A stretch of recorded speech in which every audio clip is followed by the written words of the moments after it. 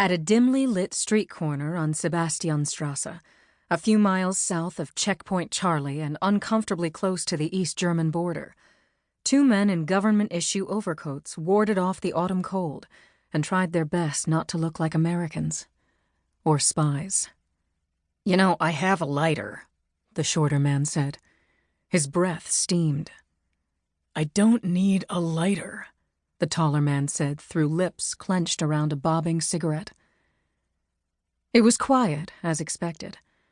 There would be more signs of life farther westward, where routine had mostly replaced rubble, but stillness usually prevailed along the border. For this evening's business, that was for the best. Overhead, a skeletal moon proved to be a disinterested accomplice, leaving the night dark even by West Berlin standards. The only other light came from the heavily curtained windows reluctantly overlooking the empty road. And, of course, from the otherworldly silver-white flicker of the wall. Its magical threads pulsed softly and steadily, like breath. The shorter man tilted back the brim of his hat.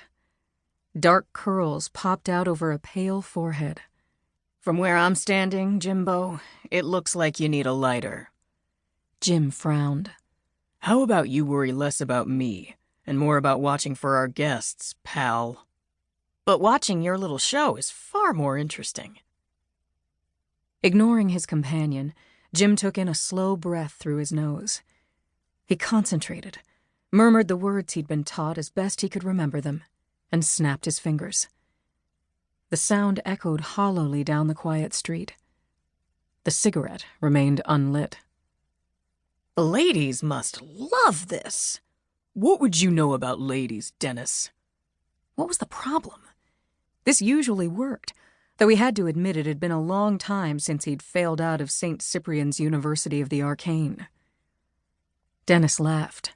"I may not have your chiseled jawline, but I do have something you clearly lack." "And what's that, pal?" "Self-awareness." In the gloom behind them, the construction site they had hastily thrown together looked more like a spent battlefield. Heavy green trucks, labeled U.S. Army in a previous life, were parked at odd angles next to aged German civilian machinery. Mounds of torn-up asphalt had been piled nearby.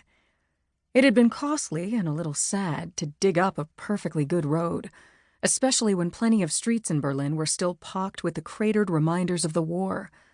But everything had to look authentic. Thick canvas tarps had been erected around the most sensitive areas of the site, blocking whole sections of the glittering wall from view to dissuade their more curious neighbors. Some things might be hard to come by in West Berlin, but it never lacked for prying eyes. Snap. And again, nothing. "See," Dennis said, "this is why I, like most hardworking Americans, don't bother with magic." "I thought that was because the examiners tested you and found you had no magical ability. Or charisma." "I don't remember them testing for charisma." "In your case, they didn't have to." Dennis shrugged. "Well, we can't all be as magical as you, Jimbo, can we? Do that one again, where you snap your fingers and nothing happens. I love that one." The magic spell he was trying to cast wasn't hard. Maybe he was mispronouncing the first word. Latin had never been Jim's strongest subject. He always thought magic would be a lot simpler if he could just say the incantations in plain English. His disappointed professors hadn't been very sympathetic to this point of view. Was the accent on the first syllable or the last? He snapped his fingers again and this time was rewarded by a prickle across the back of his neck and a tiny orange ember of flame hovering in the foggy air above his hand like a benevolent spirit. "Huh," Dennis said. "Would you look at that?" "What did I tell you?" Jim said. "Magic." He held up the tip of his cigarette to the floating fire and puffed his cigarette to life. He sucked in a long draw, the smooth, hot air filling his lungs. For a moment he savored the acrid taste of the smoke and sweet flavor of victory. Then ducked as the flame suddenly exploded in an angry sunburst, like a journalist's flashbulb if it had been designed in hell. Dennis's eyes were wide. "Does that usually happen?"